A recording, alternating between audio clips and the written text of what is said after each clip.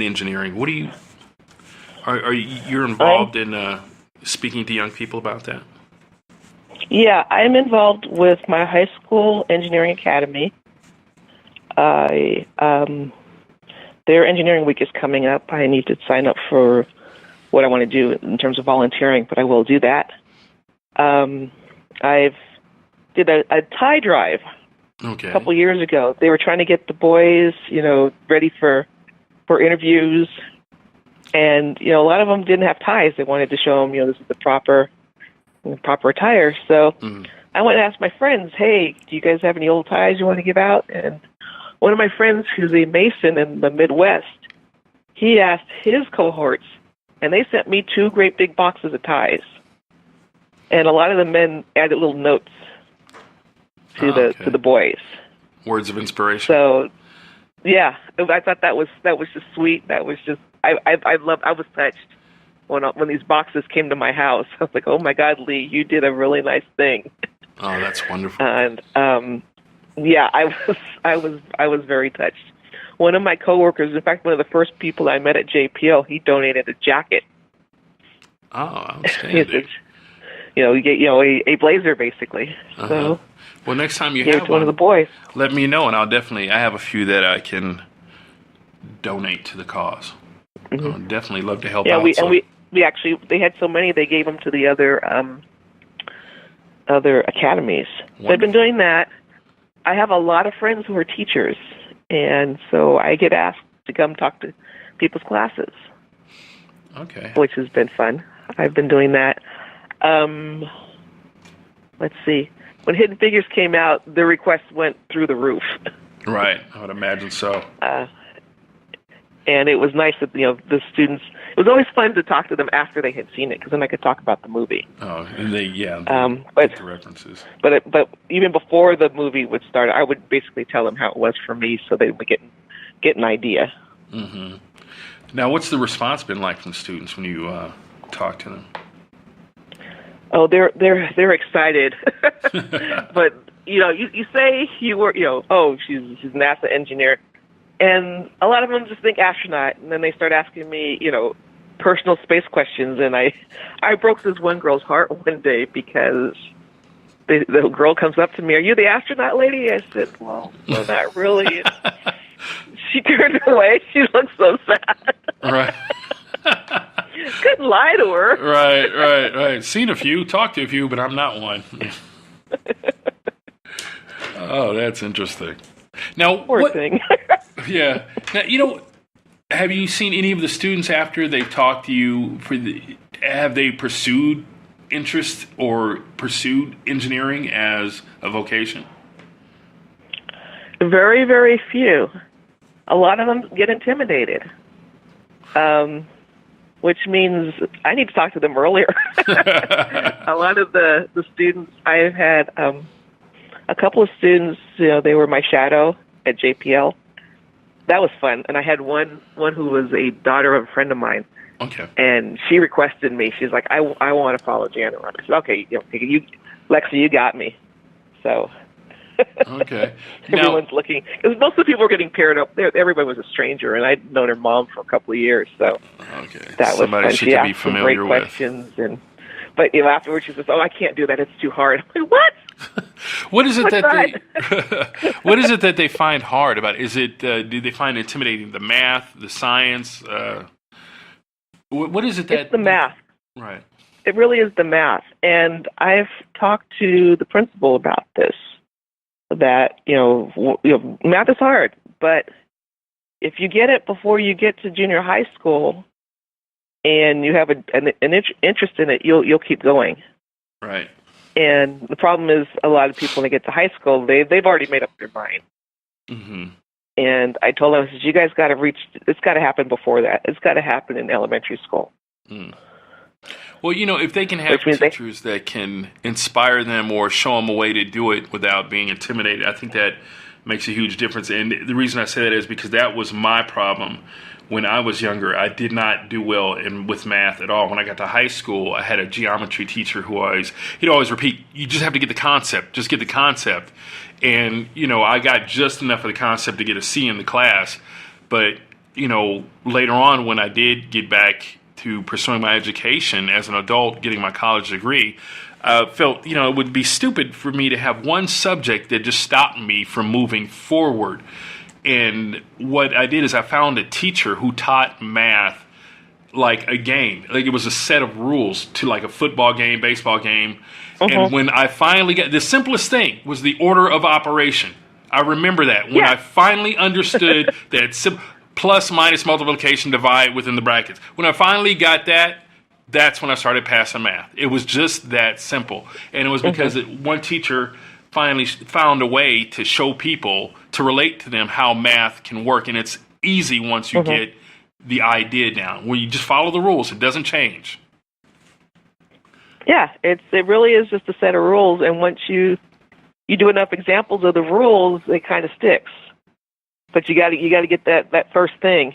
I will admit, I was not a great math student when I was in elementary school. When I started, by the end of it, it clicked. I got it.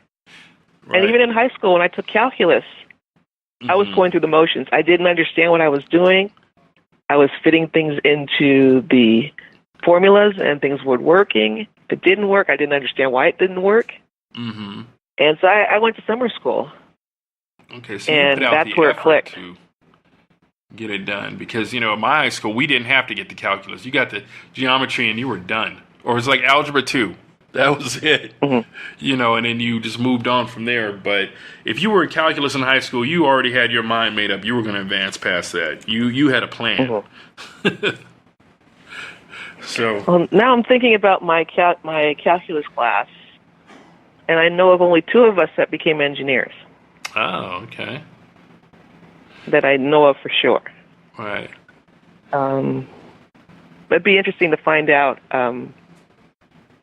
if anybody else did, but I know for sure that there were only 2 of us. Okay. Now, what's the percentage involved in engineering now? What are the percentage of females, especially black females, involved in engineering nationwide, do you think? I wish I knew those numbers. I wish I had the numbers for JPL as well, but I don't know if that's privileged information or not. That would be something I'd have to go look up. I've been to the National Society of Black Engineers Convention, and when you see that many black engineers, you think, what problem is there? Because you're all together at one place. Right. That was fun. That was exhausting, but it was fun. It was draining. But I really enjoyed talking to the students.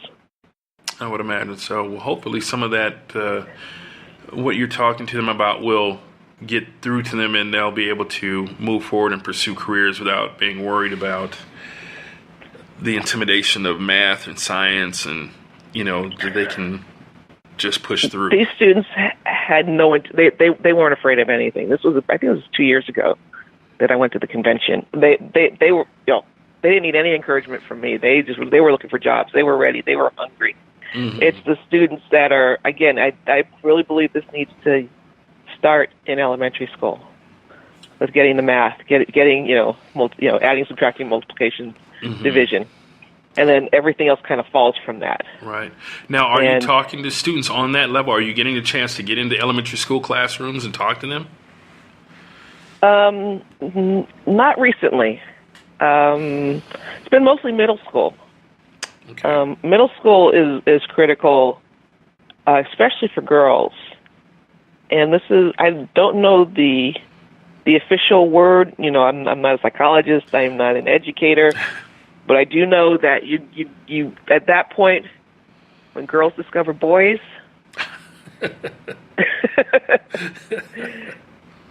do you want to scare the boys, or do you want the boys to like you, or do you just not care? Okay. That is a thing that happens. So there's a social aspect to this whole thing. There's a very social aspect. And because it's interesting, I read an article that talked about how junior high was when girls actually started to shine in math and sciences past boys. If they put in the effort at that level, they're usually a little bit farther ahead. Do you think that's... Yeah, I know for when I was in school, that was not the case. Okay.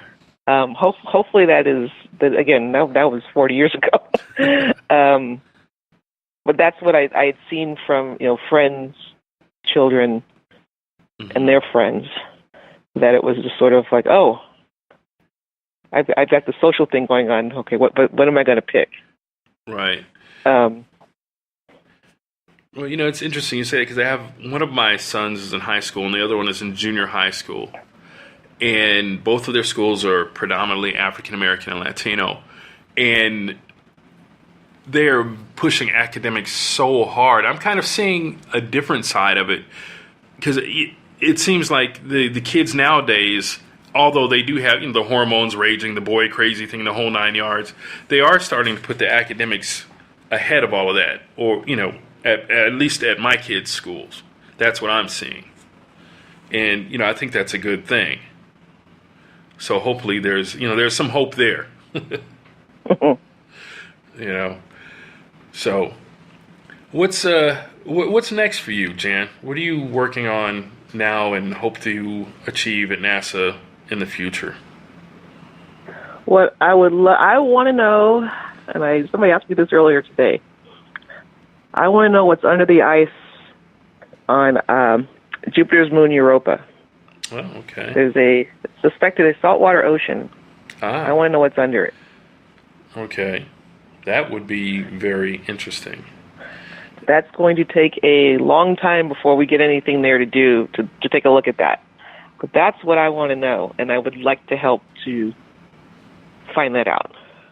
Okay, that would be something very exciting to be involved with, for sure. Do you think there's a possibility that there's life out there somewhere? I'd like to hope so. I hope that we would be able to recognize it before we altered it in some fashion. Mm-hmm. If you know what I mean. Right. You mean settle it, colonize it, build concrete jungles, and destroy the atmosphere? I was thinking basically, just landing on it. Oops. Just going there and disturbing the ecological balance just by presenting microbes there. And we don't want to do that. So we're gonna be very careful. But we've got these saltwater oceans, these bodies that are under miles of ice, and we got to get through that ice to see anything. So how do you think they'll be able to? That's going to be quite an operation. Yeah. Do you think that'll be something that they'll be able to do physically with a rover, or something that they'll have to try to do, like, say, how we do ultrasound, something like that? How do you think that'll be achieved? That I don't know. I don't know enough about the science to wager how anyone would do that. Right. Because this is pretty thick ice. I don't know what we've done, to image the ice, under our own polar caps. Mm-hmm. What we've done, if we even if we've had done that. So that's something I would need to look into to say, okay, how did we do that here? Can we do that there? Is that even possible? Right. But that's getting into the science side of things. Right. And my thing is, I want to help the spacecraft get there. I've always been on the spacecraft, the engineering side of things. Right, and that's been my background. Right, yeah, like you had told me before, you're kind of like the Wolowitz of the group there sometimes, right? Like, well, I was hanging out with a bunch of scientists quite often, and so I was the only one that didn't have a PhD. And my sister actually recognized this is a funny thing. I mean, I made a joke about it with my friends, and we all laughed. But then about 4 months later, my sister pointed it out to me. Right. That's funny. Because I was telling her about the people I was hanging out with. Because she knows, because I don't have a PhD either, so I thought that was pretty funny. Right. She recognized it. Right. Well, you've done a lot of things even though you haven't, and that's a wonderful thing. You've gone above and beyond and proven that you know your stuff, and that's a wonderful thing. So PhD or not, you've done a great job. Thanks. Yeah, you're welcome. And this is just the little girl. This is the little girl who wanted to know why lights were blinking on computers on TV. Is that how your interest got started? Just because you wanted to know what those lights were doing? Yeah. Mm-hmm. Oh my God! And then I found out for TV, it's all for show. Right. Because computers aren't physical things; they're not robots. Right. They're these boxes, and there's electrons moving around inside, and flipping bits and all that good stuff. And